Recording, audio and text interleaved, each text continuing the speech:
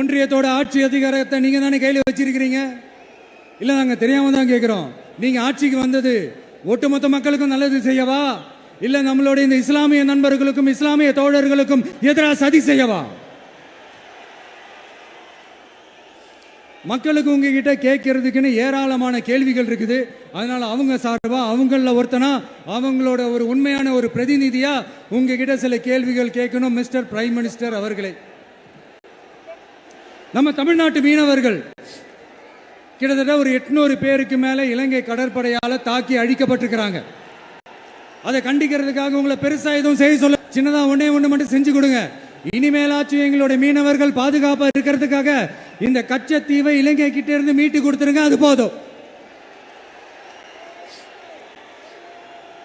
உங்களுடைய இந்த முரட்டு பிடிவாதத்தால நீங்க நடத்துற இந்த நீட்டு தேர்வு, அதனால இங்க என்னென்ன நடக்குதுன்னு சொல்றதுக்கே மனசு வலிக்குது.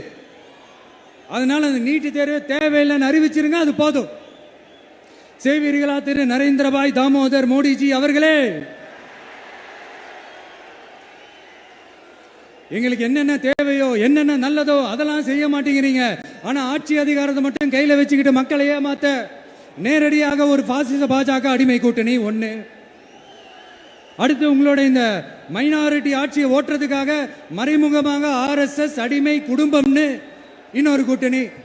இப்படி மக்கள் சக்தியே இல்லாத இந்த ஊழல் கட்சிகளை மிரட்டி அடிபணிய வச்சு 2029 வரைக்கும் சொகுசு பயணம் போயிடலாம்னு திட்டம் தீட்டி வச்சிருக்கிறீங்க. அதானே ஜி? என்ன ஜி? ஒண்ணு மட்டும் சொல்றேன், தெரிஞ்சுக்கங்க.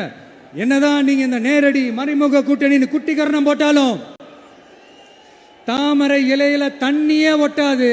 தமிழக மக்கள் மட்டும் எப்படி ஒட்டுவாங்க?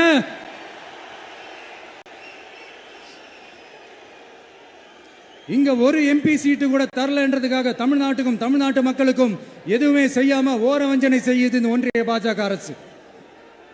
சங்கம் வச்சு தமிழ் வளர்த்த மண் இந்த மதுரை மண்.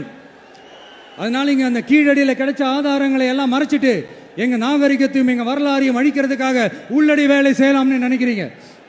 தமிழ்நாட்டை தொட்ட என்ன நடக்கும் நீங்க பல உதாரணங்கள் இருக்குது. அதனால இதையெல்லாம் மறைச்சிட்டு எங்க மக்களை ஏமாத்திடலாம்னு மட்டும் நினைக்காதீங்க. மத நல்லிணக்கத்திற்கு பெயர் பெற்ற இந்த மதுரை மண்ணிலிருந்து சொல்றேன், உங்க எண்ணமெல்லாம் ஒரு நாளும் ஈடேறாது.